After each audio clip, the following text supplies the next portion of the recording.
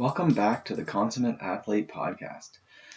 I'm your host, Peter Glassford, and my co-host, Molly Herford, is actually away at Cyclocross Worlds, where there's been some big results in the women's races. If you haven't watched those two races, the performances in those events are amazing. Some really good racing, so check those out. They're up on YouTube. But today on the show, we have Matt Fitzgerald, which we're really excited for. Both of us have enjoyed pretty much every book he's written.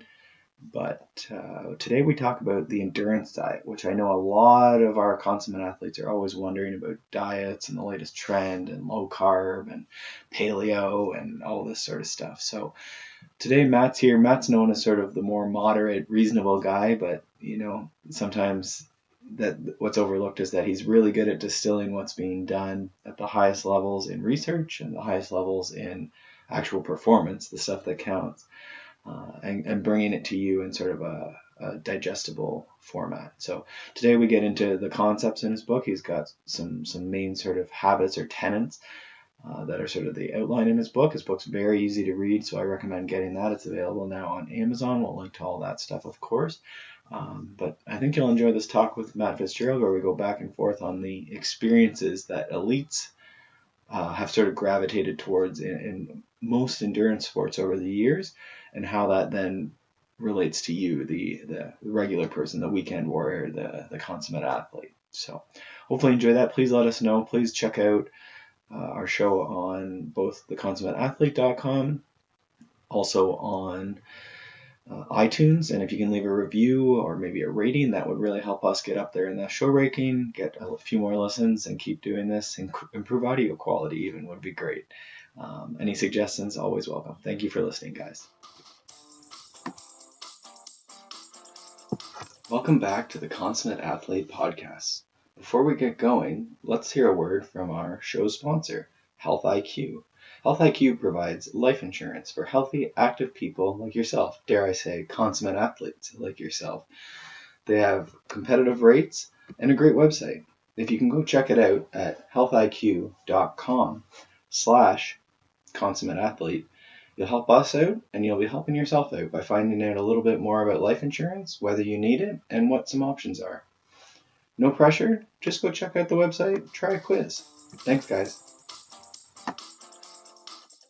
Hi, everybody. Welcome back to the Consummate Athlete Podcast. I'm so excited. We're here with Matt Fitzgerald, who is a sports nutritionist, author, nutrition consultant, and coach for hundreds of athletes, and one of my all-time favorite athletic authors, I'd say. I think I've been reading Matt's stuff for, years before I even started writing about this. So I kind of blame you for a lot of where my career has gone, Matt. I'll gladly take that. He's also the author of one of my all-time favorite books, Iron War. So we're going to have to link to that one in the show notes, because I think that's also part of what prompted our return, or my return to Ironman that's going to happen this summer. So I'm not going to thank you for that one. That one I'm a little upset about. But we're here to talk about his new book, The Endurance Diet, which I just said I was one of the nerds that plowed through it in the first time I got my hands on it.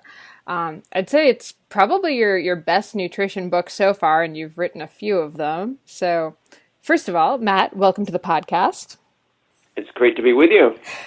So for our listeners who, haven't read everything that you've written, can you give us a little bit of your background, both as an athlete and as a writer and coach?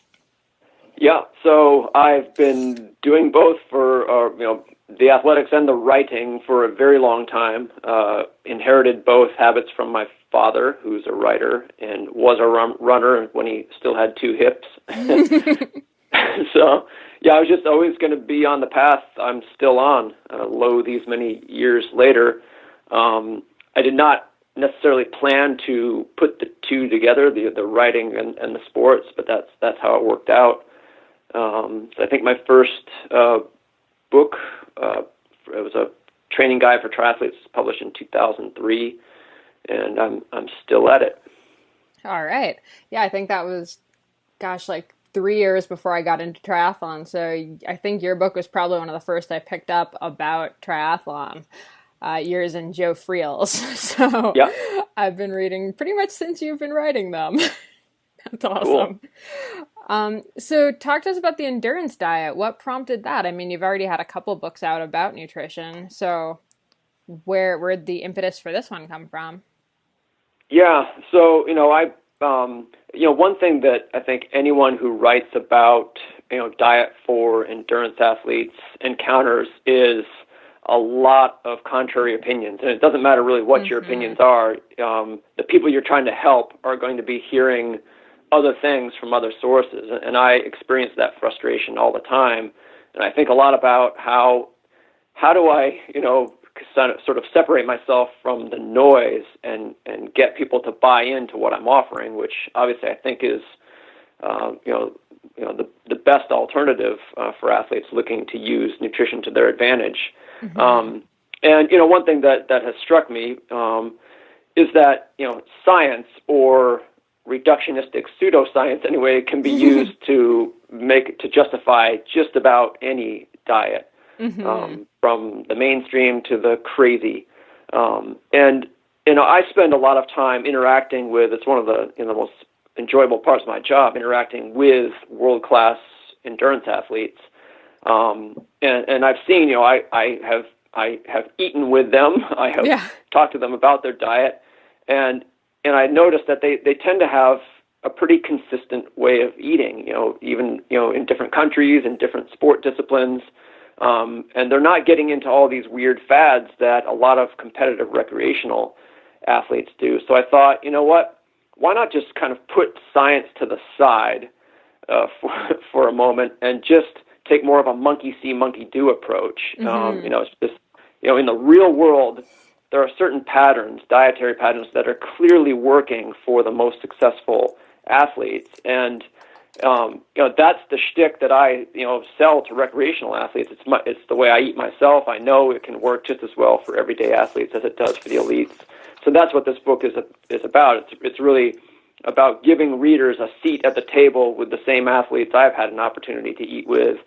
And, I think it's powerfully convincing, when you just see how consistent these patterns are, the results they produce. And then, if you give it a try, you'll get the results, and thereafter you'll be a lot less inclined to be seduced by the reductionistic pseudoscience. Absolutely. So, with that in mind, why do you think it is that the recreational athletes are always kind of going after like the next big diet craze? Because I mean, I've written books on nutrition too, and I still fall into that category, I'd say, while the pro ones have their standards and habits that they stick to. Yeah, the way to answer that, and I do it in the book, is to look at how elite endurance athletes end up eating the way they do. And, here's what happens in a typical case.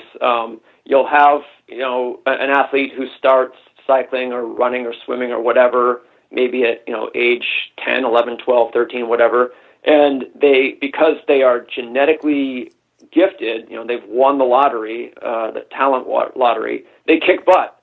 But their diet is just whatever mom and dad feed them at home, and it may be just kind of average with nothing special about it, but it doesn't matter because, they're competing against the other 13-year-olds, and they have Olympic-level talent, so they kick butt. They continue to kick butt all the way through high school. Things get a little tougher in college, but they're still the most talented, and they kick butt still. Then they turn pro, and suddenly, their peers, their competition, are other people who are just as talented as they are. And at this point, they may start to lose for the first time in their lives. And so the natural reaction to that is to look at what the winners are doing, the people who are beating you, that you're not doing. And I give specific examples of this in the book. So, that will happen with training, and it will happen with diet too. And what the winners are doing with their diet is, was what I describe as the endurance diet. So very sensibly, the rookie pro who's losing for the first time is just going to change their diet so that it looks more like the diet of the person who's kicking their butt in races. And it's not anything crazy because, if you're a professional athlete and your livelihood depends on your performance results, you're not going to get cute. You're not going to play games. Like, you're willing to do whatever it takes, but you're not going to do something, silly just because. So these athletes, they don't just hit the reset button on the way they eat and just start over with something radical. They change their diet as little as necessary, to bring it up to snuff, so that it matches the basic, core patterns that they see in the winner's diets. So, it's like the endurance diet, as I describe it, is just this standard that's passed down from one generation to the next generation of elite runners. But recreational runners, they don't have that opportunity. Like we're not surrounded by, that's not our milieu. So, and often many of us come to the sport as adults. And so we're much more susceptible to just, shtick.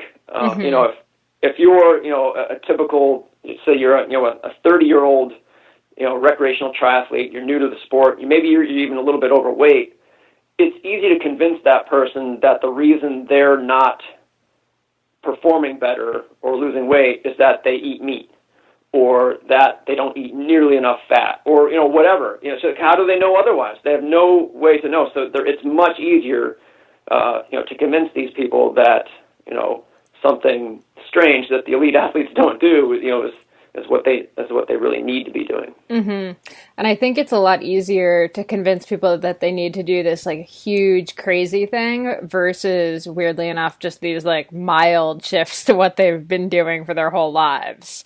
Like, yeah, it just seems a lot more exciting and intriguing to go vegan or go crazy high fat, no carb. Just right. It's right, because if you're looking for like a breakthrough, I want a radical breakthrough, well, doesn't that require a radical diet? Yeah. There's a certain logic to that, and I think you're exactly right that plays into it as well.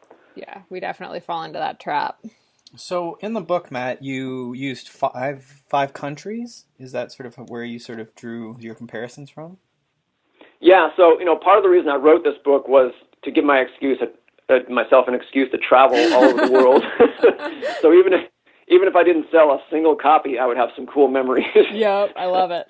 But I did, because I wanted maximum diversity. Because I'm trying to make a case here. I want readers to finish this book being utterly convinced that I've given them the truth. That I'm not just making it up. That elite endurance athletes share a common core diet. So I wanted a lot of evidence. So I wanted a lot of diversity in sport disciplines. Not just running and cycling and triathlon, but open water swimming, cross country skiing, rowing, you name it. I threw it all in there. And then I wanted to hit all five continents, all five major inhabited continents. So there's each of the endurance diet comprises 5 core habits, and each one of those sort of narratively is based in a different country that I actually went to, or in the case of Japan, the athletes actually came to me, or I met them halfway, as it were.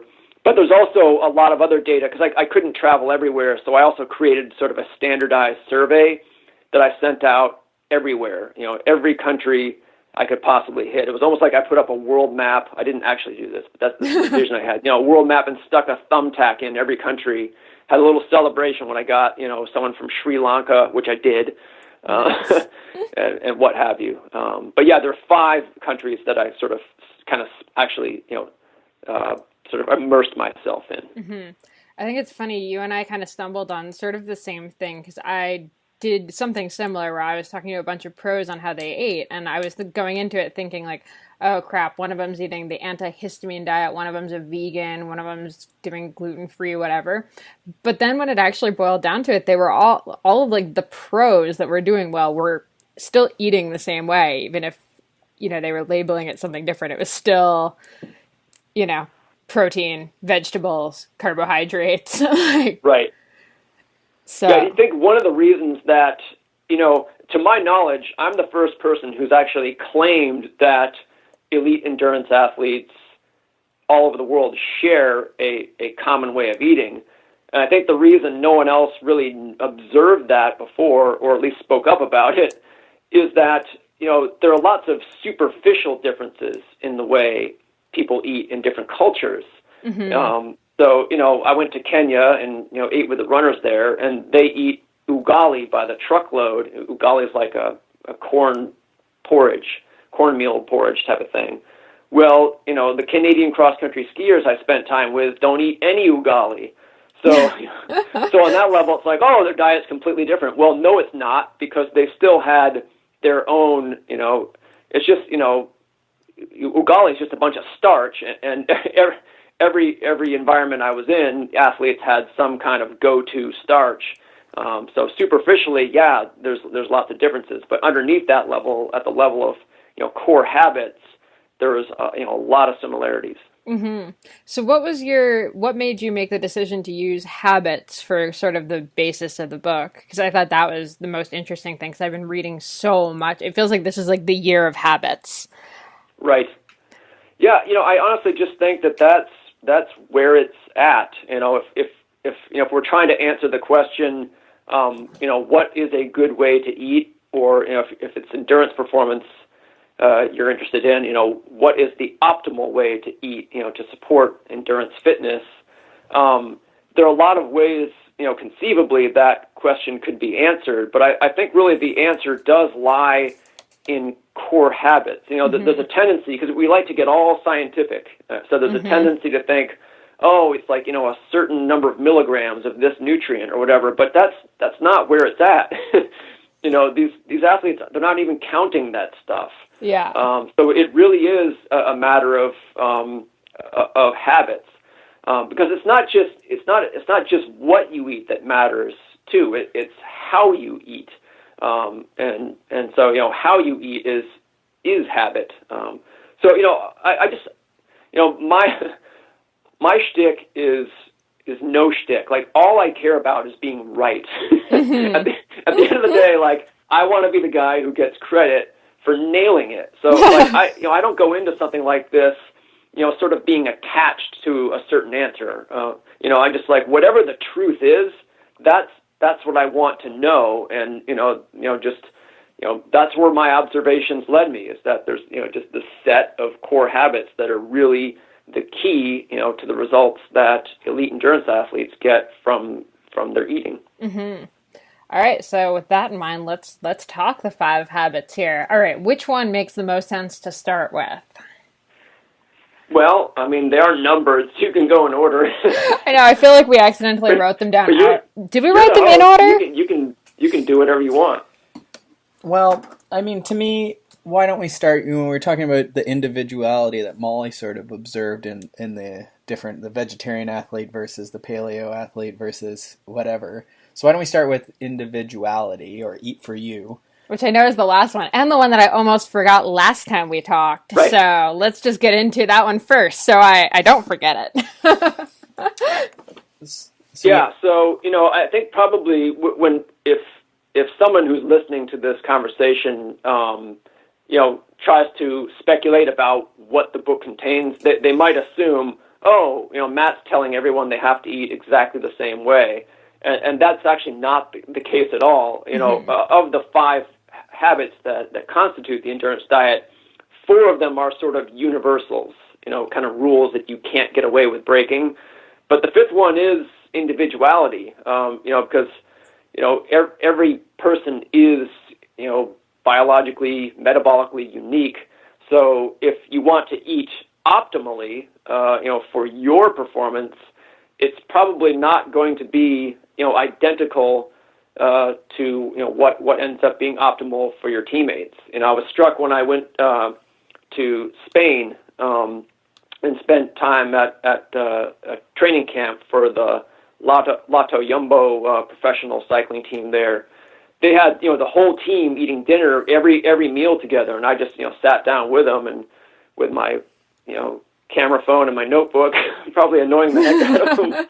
But what struck me was that no 2 plates were exactly the same.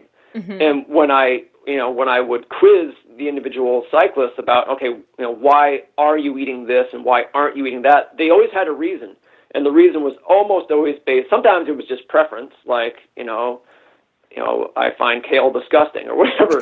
But often it was based on some sort of observation that they had, sort of, connecting cause and effect. It's like, I don't eat as much meat as my teammates because I find it makes me gain weight or whatever. So that's where the individuality comes in, is that, and I found this generally that, the highest level endurance athletes are really, really tuned into their bodies. It's striking. And, they kind of have to be. But they use that to their advantage to sort of, they start off by, doing whatever their teammates are doing and whatever their nutritionists advise, because we're all human, and basically we have to operate within the same framework. Certain things work for everyone and certain things don't work for anyone. But, once you're inside that framework, you need to find your best place within it. And, just through sort of, mindfulness, these elite athletes are able to do that. And so it puts some responsibility on you. Like a lot of fad diets, one of the reasons people like them is that it is one size fits all. It's like all the responsibility is off of you. Just do this and you'll be fine. Well, that's not really the case. You'll be, 80% of it is the universals, but the other 20% is sort of on you to figure out for yourself, just by kind of paying attention. Yeah, absolutely. So, pro athletes have that kind of good sense of themselves, but for, I guess, the more recreational ones, how do they learn what works for them and what doesn't? Some of it's going to be obvious. If you have a food allergy or a major intolerance, that's going to hit you over the head. So, that's the low-hanging fruit, so to speak. But there are subtler patterns as well that are just a little trickier. It can be a little trickier to identify. The process starts with isolating or identifying a problem. There's that old saw: if it ain't broke, don't fix it. So, if you're happy with the results you're getting, there's no need to change anything. But if you start to notice that you're not recovering well from training, or your fitness is stagnating for no obvious training related reason, or you're having more trouble than in the past shedding excess body fat, things like that, then that should start a process of trying to identify a cause. And educating yourself will help you identify likely culprits, because you can't just, you've only got so much time. You can't experiment with everything. You have to do things that seem worth trying. And, sometimes, hunches will suggest themselves. If something has changed in your diet recently, sort of preceding the onset of the problem, that can be helpful. Sometimes, you just have to just go with your best hunch, based on information, and see how that works out. If it doesn't, try something else. And I saw this playing out, with, Olympic level athletes. They will have a problem. They will take a guess as to what caused it dietarily. They'll, make some kind of change, sort of like an elimination type of thing or whatever, see what happens. And sometimes that's not the answer. And then they have to go back to the drawing board and try something else. It can take time. Yeah, for sure. And I think it is sort of odd that we started with that one, because it is sort of the 20% or even the last 1%, you might even call it. But the other 4 habits are maybe the more, applicable, because everyone wants to be that, I guess, snowflake or that special person with the, definitely can't have the gluten. But I think the other 4 habits sort of get at the heart of, like, most people probably have a little bit of work to do in one of those 4 areas, the other 4 habits, right? To actually see, the people who think they're not recovering fast enough and think they need some super supplement actually probably just need to eat, a whole diet. I'm so glad you said that, because actually, individuality or individualization is important, but in the current, endurance diet public discourse, the individuality thing is way overplayed. And there are a variety of reasons for that. One of them is that, if you are an adherent to a particular fad diet, and some research comes out that proves that your diet doesn't work, one of sort of the intellectual fallbacks or dodges that is sort of reflexive is you'll say, oh yeah, well, everyone's unique.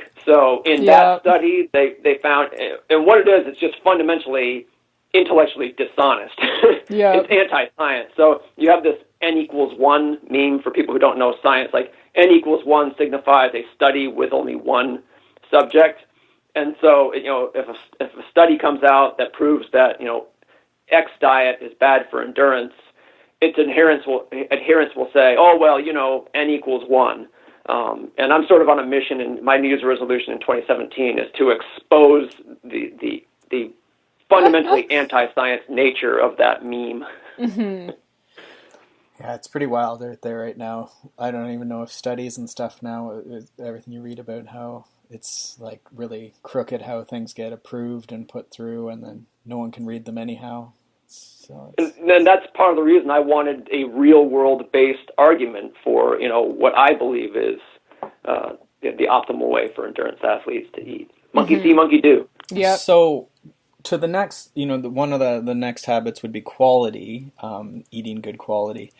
Now, to me, you're talking about, I don't know, was it Kenya? Kenya with the corn-based sort of starch.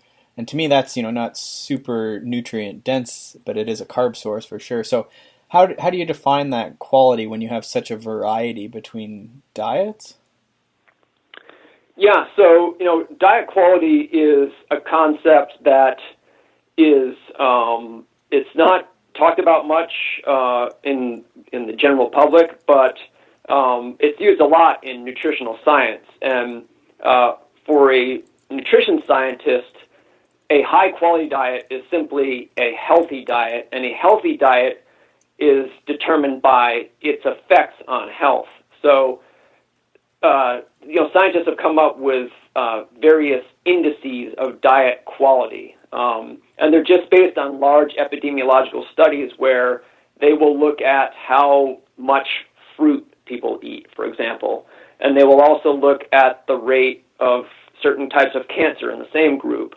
And they will try to see if the people who eat the most fruit have the lowest risk of those types of cancer or whatever. So you can establish certain associations, and there's been a lot of this research that's been done. And so cumulatively, it has resulted in the ability to tease out certain patterns that, define a high-quality diet. And, there's pretty much kind of a consensus at this point as to what that is. A high-quality diet is one that includes a balance of all of the familiar, natural, unprocessed food types, fruits, vegetables, nuts, fish, dairy, whatever. So actually, ugali is a very high-quality food. It's first of all, when you eat something in Kenya, even though it has the same name as what you eat here, it's not the same. So everything tastes different. But that's whole grain corn. It's a whole grain. All the research on whole grains shows that they are healthful. So should you eat only whole grain corn? No. But it is, that type of food is certainly part of what would constitute a high quality diet. Yeah, well, and I think you kind of touched on something there too, as far as like the quality of the food source, right? So we're talking, grass-fed beef versus, corn-fed, like factory farmed kind of stuff. Yeah, so that's what when the average non-scientist thinks diet quality, that's where they go. Mm-hmm. So they don't think. A nutrition scientist thinks about types of foods that are associated with positive health outcomes. The average Joe or Jane thinks, a good cut of meat versus a bad cut of meat. So not the type of food, but the quality in the more familiar sense. Mm-hmm. The one that actually matters a lot more is the first one, the scientific one. I point out in the book that all of the research showing, for example, that fruit is good for you makes no distinction between organic or non-organic or where it comes from. It's just fruit, all fruit, any fruit. So and that's important to keep in mind, because if you're going from not eating any fruit to contemplating adding it to your diet, don't set the bar too high. Go ahead and buy whatever's at the closest supermarket. Don't worry about it. But yes, there is a sort of another type of quality, which also, that sort of next level, and it certainly matters too.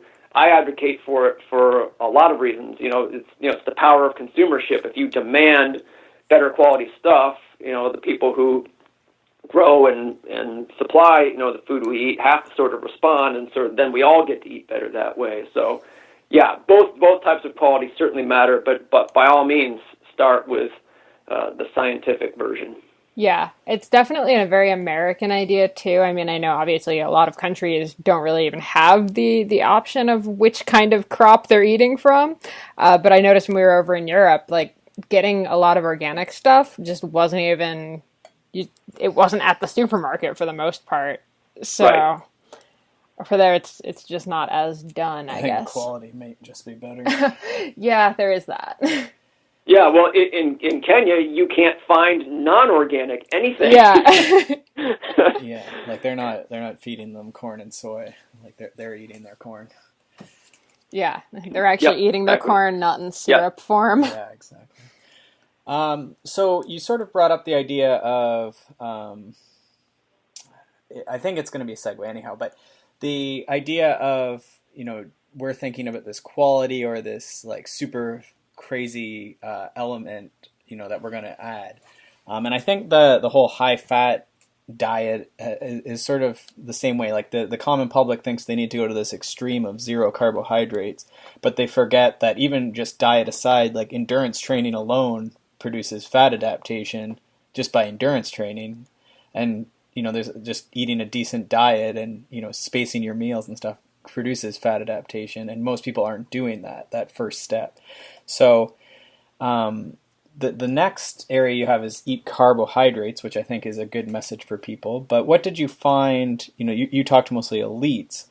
Did you find anyone doing super high fat or any sort of fat manipulation?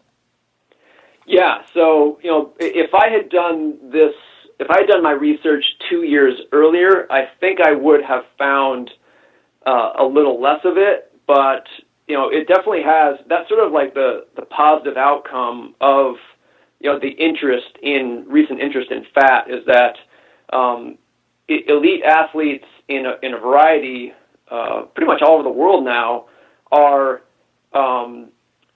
experimenting with, or not experimenting. It's become a best practice to perform selected carbohydrate restricted workouts, or to go through short periods of low carbohydrate eating, maybe for the sake of shedding a little bit of off-season weight gain or what have you. So that's why I call the habit 3 eat carb-centered, not eat high carb. Mm-hmm. So carbohydrates are sort of the foundation of the diet, but it's not all carbs all the time. So you'll have. I've seen this more and more. I think cyclists really sort of got onto it first, but now I've seen professional running teams doing this type of they'll do long runs or even some interval runs after sort of a no carb breakfast and not taking in any sports drinks or whatever during them, but then they go right back to a high carb breakfast, high carb lunch, high carb dinner, what have you, and that seems to work really well. I take all my cues from what the elites do, so I'm doing this myself, and what you find is that to get back to the point you made, that you quote unquote fat adapt just by virtue of being an endurance athlete. I had an experience, I guess at the beginning of this year, where I ran a marathon carb fasted. It was the longest distance I was training for a 50-mile run, and so I cut myself off from carbohydrate at dinner the night before. This is the Napa Valley Marathon. My breakfast the morning of was zero carb. I just wanted something to settle my hunger, and then I warmed up for a mile, ran the entire marathon, drinking nothing but water, and then at the finish line, I didn't even stop. I ran another 2 miles back to my hotel because I wanted to get in a total of about 29 in training one, and I felt absolutely fantastic. I started off really conservative and slow, so I'm like, I'll blow up. But I ended up just hugely negative splitting this thing. I think I ran like a 3:05, got back to the hotel and still felt like I was miles away from bonking. Now, if one of these like high-fat zealots had done that, they would break their arm patting themselves on the back for their high-fat exactly diet. what I was thinking. Yep. Yeah, well, the day before and the day after I did this, I ate carbs by the truckload, like as I normally do. Like, so the people who go on these diets, they're not comparing it to anything worthy of comparison. Like, they're not actually doing what... You didn't win the marathon, though. Did I not win the marathon? No, but that's the important part that often gets mixed, right? In the social media posts is, I did this, but okay, like, you're a human, you should be able to cover that distance, right? Like, but... Yeah, and it's interestingly, like 2 weeks later, I did another marathon as a training run, but it was not a carb-fasted one. But still, I wasn't racing, I was training, and I ran like 14 minutes faster, and it was just because I had carbs. Yeah. Yeah, absolutely. So I think what's interesting with that habit, though, is the carb-centered versus high-carb. I'd say the average American, like the SAD diet / like the diet you eat when you first get into endurance training of like carb loading and I can eat this third donut and all that kind of stuff. I think carb-centered doesn't necessarily mean that's an okay practice. What do you mean? Well, just the idea of sticking to the, 4 donut meals and gels all the time and stuff. So, carb-centered, yes. Bad carbs or, junk carbs and 90% carbs, 10% fat, probably not the best diet strategy overall. Yeah, and I think that's a big part of the reason that some people who switch to low-carb diets get results that they're happy with. Mm-hmm. What they're crediting an overall reduction in carbohydrate for the good results. But really, in my estimation, what really got them the good results was cutting out the bad carbs. Yeah. And if they would just allow me to, I could give them even better results by putting the good carbs back into their diet. But the high-fat crowd, they never tried that experiment. They never tried the endurance diet before going to low carb. Mm-hmm. Because if they did, they wouldn't. Yeah. That sounded like it didn't make sense. No, it definitely made sense. So then for the regular person, I mean, we're talking sort of elites a lot, it seems like, but, if you have someone who's training, say, 5 to 8 hours, nothing super long, a little bit of intensity sprinkled throughout the week, but nothing crazy, they're going to be on the lower end of that spectrum, like maybe not eating that full corn diet that we're seeing in Kenya, maybe. Yeah. Well, I mean, there's an automatic scaling that occurs. If you need 2,000 calories a day to sustain your lean body composition and your training load, you're going to eat a lot less carbohydrate than someone who needs 5,000 a day to maintain their lean body composition and training load. Mm-hmm. So if you just eat the right amount of food, but still keep it carb-centered, and that's exactly why I say carb-centered versus high-carb, because if you're eating 2,000 calories a day, it's not high-carb in any absolute way, but it's still, you would still want, I would maintain, in point of fact, the less you train, the less it matters. the macronutrient ratio. That's just the way it is. But I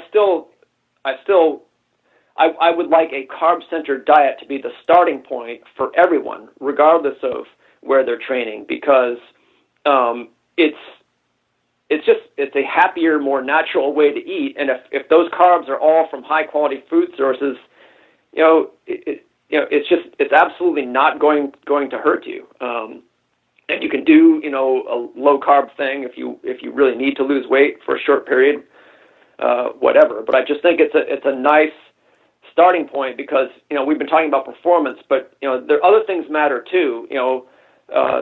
Psychology, the sustainability of a diet. Like, every major natural cultural cuisine on Earth is carb-centered in some way. It's rice in the Far East, it's bread here, it's potatoes in Ireland, and actually a bunch of other places, South America. So it's just like, the less radically you alter, familiar, culturally ingrained eating patterns in the search of performance, the more sustainable you're going to find it. So that in itself is a reason to stay carb-centered, even if, you only run 3 miles a day. And quite honestly, from a performance perspective, you could succeed on any macronutrient ratio. Mm-hmm. Cool. So the next habit I wanted to go on to then was eat enough. And I don't know if I've phrased it quite the same as the book, but and this is one that I know a lot of. I have a couple younger clients, and especially my female clients, but even younger guys, I find it hard for them.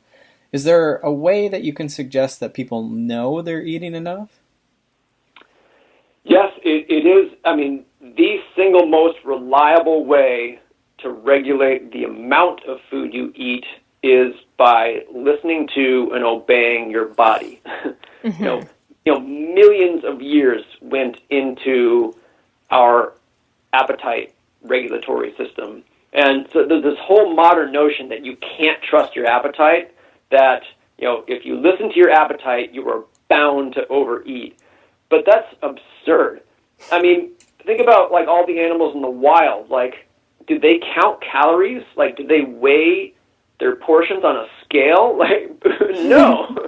They eat when they're hungry and they stop when they're full, and you don't see, like, a major problem of obesity in sparrows or or what ones that aren't in, like, Central Park. I was just going to say, I don't know, the squirrels in New Brunswick where I went to college were pretty beefy. But that is because people feed them. Yep. And that might be, a good, people who are on the standard American diet or North American diet are the same as the squirrels eating in New Brunswick. In some ways, I mean, because that works for sure. And I tend to like the sort of a lot of the paleo stuff is my vice, I guess. But what I like about it is that when you're eating those nutrient-dense foods, it is hard to overeat because you get really full, right? And the problem is when you're eating donuts, it definitely is easier to overeat, like those squirrels. Mm-hmm. Sorry, the landscapers just showed up, had some ambient noise there from the weed whacker, but I can move. I've got a cordless phone. Okay. I so wondered if we were getting close to a speaker or something. Now back up. Where were we? Sorry. So just, I was saying, Molly mentioned these squirrels that were overweight because they're eating a lot of, and a lot of North American type foods. And I think, my vice is that I do like the paleo diet. And one of the things I do like about it is that it is based on nutrient-dense foods that are hard to overeat. And so whether we're talking about just quality or whatever, I think that listen to your body works, but is the first step that people get off of that stuff before they start listening to their body? Because, my body wants to eat like 7 donuts in a sitting, but it doesn't want to eat that much salad. Right. Yeah. It's funny. Actually, the single hardest food to overeat, it would be a boiled potato, which, a lot of the low-carb crowd, of course, they avoid because it's supposed to make you fat. High glycemic. What are you talking about? It's like sugar. No, Peter eats like 10 sweet potatoes a day, so he is definitely carb-centered. Yeah. Well, two things will help you. So anyway, there's this idea that you can't trust your appetite, but the truth is you just can't trust it in, the modern food environment. So most people can't, the average Joe and Jane can't. Two things will help you. One is exercising, because, our appetite is, it was evolutionarily, it was honed when everyone was active. So, if you are an exerciser, of course, if you're an endurance athlete, you are, appetite is extremely sensitive to activity level. So your appetite becomes more reliable, more trustworthy if you work out. The second thing that will make your appetite more reliable is eating natural foods, the foods that are similar to what our ancestors ate when our appetite regulatory mechanism did evolve. So yeah, that gets back to what you were just saying. It's like if you eat high quality natural foods, it's just a lot easier to avoid overeating. But still, there still remains a residue that you have to handle with just choosing not to eat when you're not hungry. Mm-hmm. Because, in the environment we live in, we're just bombarded with messages telling us to eat. And, food is cheap, it's accessible, it's delicious. We're sort of, in various ways, ordered by the corporation supplying it to eat. And so you have to find ways to, push back against that. But it's doable. I mentioned that animals in the wild, don't overeat. Well, guess who else doesn't overeat? Human infants. Mm-hmm. There's research showing that when human infants are presented with the opportunity to take in more food than they need, they don't take it. They stop. And somewhere around toddlerhood, in our environment, young children become socialized to tune out their appetite and overeat, and they start eating, based on head hunger, the idea that it would be nice to have another donut, versus belly hunger, which is always still there. And there's other research showing that people can reconnect with that. You just have to. In the book, I describe basically how to do it, how to perform a sort of reset, so that you learn to listen to the messages from your body that actually are telling you what calories you need and what calories you don't need, versus just liking the idea of eating something right now. Mm-hmm. So now, borrowing from maybe Racing Weight, and you also have a cookbook for Racing Weight as well, if people are interested in that concept in that book. But if we're a normal person, again, getting into sort of being a master's, 30, 40, 50 years old, working, family, and doing some endurance training, and maybe everyone's got that 10 pounds. I think pretty much every one of my clients says 5 or 10 pounds. They want to lose 5 or 10 pounds. The fakest weight loss goal ever, by the way. Always. Can you give us some teasers sort of from the Racing Weight concepts that maybe those people would be able to benefit from? Yeah, so, one thing I have found is that people almost always look at their own eating habits through rose-colored glasses. And I have people come to me all the time and say, I'm doing everything you tell me to, and, in the books, I've read them 3 or 4 times, and I just can't lose those 5 or 10 pounds. And, when I interrogate them, I find that, they're waking up in the middle of the night and having a bag of potato chips. Something comes out.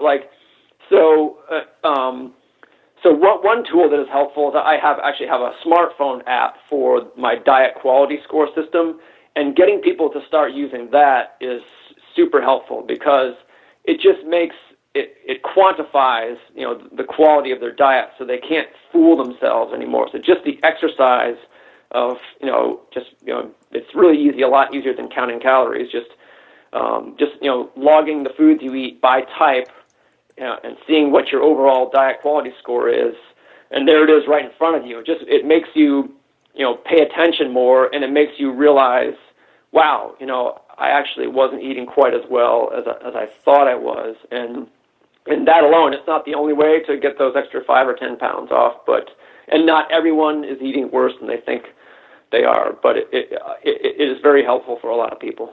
Yeah, I think even just the idea of having to write it down somewhere, even not calorie counting, like you said, just putting it into the app, you have to then admit that you had it. Yeah. So I think that's usually the biggest, step for getting people to realize, oh crap, I just ate, 10 Reese's peanut butter cups, not the handful that I thought was 2. Yeah, it's an accountability thing. Yeah. Absolutely. Any other thing? So once they look at their diet quality, they have it listed. What's sort of the next weight loss thing? So that was actually something I wanted to talk about, where you've talked a bunch about just instead of subtracting a bunch from your diet, adding better foods. Yeah. So talk about that. Yeah, just thinking in terms of substituting.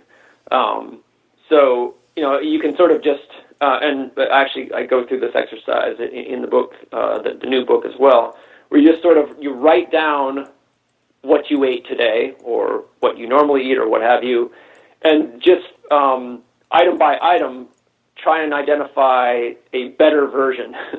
It's kind of the Men's Health, eat this, not that concept. And, that can be very easy to do. If you had white rice, have brown rice the next time. If you had, a coffee drink with a bunch of stuff in it, have just black coffee next time. There's a million of these types of substitutions. It could even be something like you had a hamburger, and next time it could be a hamburger with a whole wheat bun, with higher quality beef, with a bunch of veggies on top of it. You can make a better version, a higher quality version of just about everything. And the net result is that you get the same level of satiety out of fewer calories and you shed excess body fat. Yeah. And I will say, as someone who really loves making lists and doing like the, this is me in a year and like write a narrative about that, doing that like perfect day diary thing was like one of my favorite parts of the book. So sweet. Yes, I'm getting good feedback on the perfect day concept.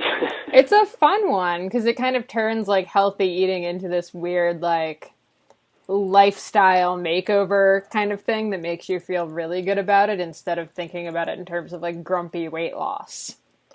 Yeah, because the thing that trips, when you start talking habits, the thing that trips people up is, oh God, habits are for a lifetime. Yeah. And it makes the idea of eating better really daunting. It's like, oh, I've got to do this forever.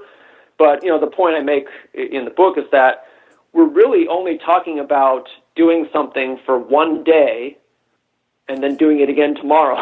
Yep. And then doing it again. So if you can come up with one day of healthy eating that you like, yeah, you've won. You're home free. You just have to do it again tomorrow. And of course, variety is great, but you can sort of add that in later. I mean, if your diet is like really atrocious at this point, that can be very liberating just to think, okay, I can find enough foods, healthy foods I like, to make up one perfect day. And then, if you get to the end of that day and you're like, man, that wasn't so bad, wake up and do it tomorrow. I love that.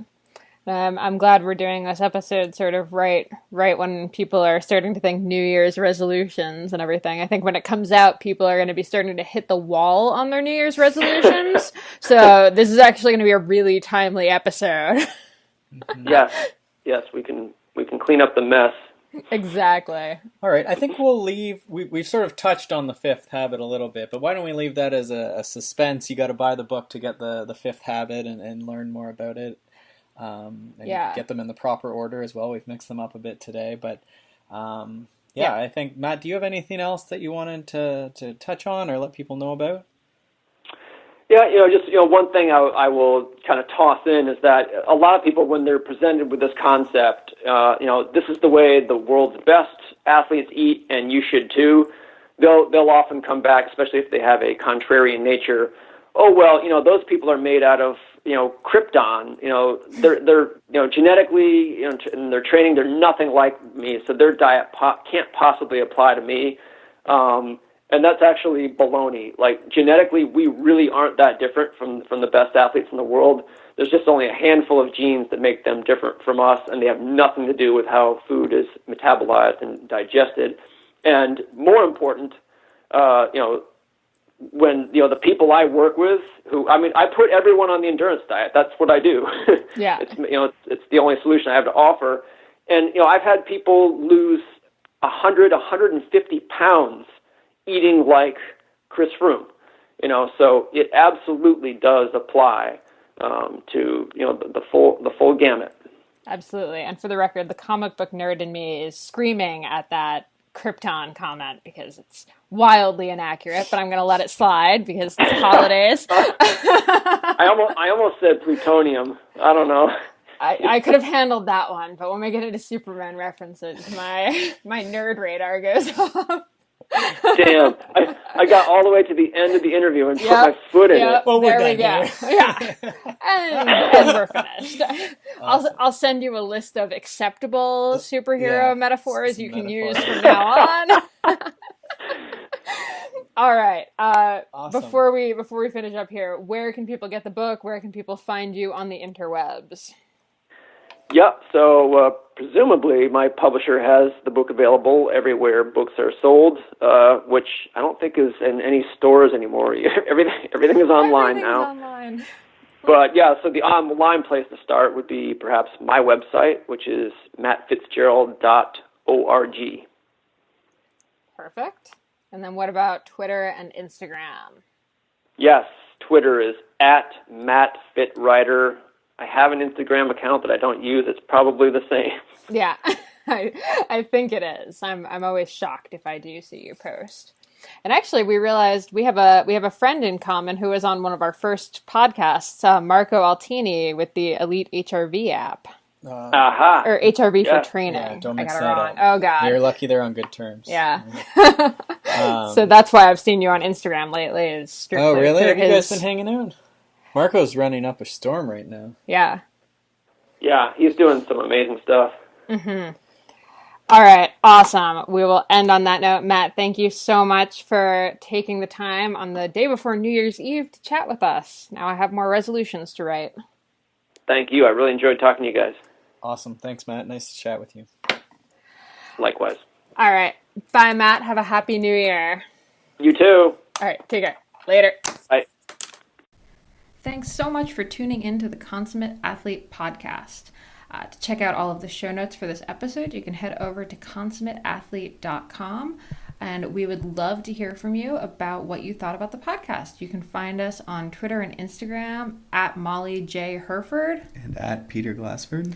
And we would also love it if you would pop over to iTunes and subscribe to the podcast so you can tell every time a new episode, a new sport comes out. And if you would leave us a review, let us know how you're liking it, how we're doing, if there's anything you'd like to hear more of. That would be amazing. And you can find us over on Facebook now, facebook.com/consummateathlete. Thanks again for tuning in, and we will see you next time.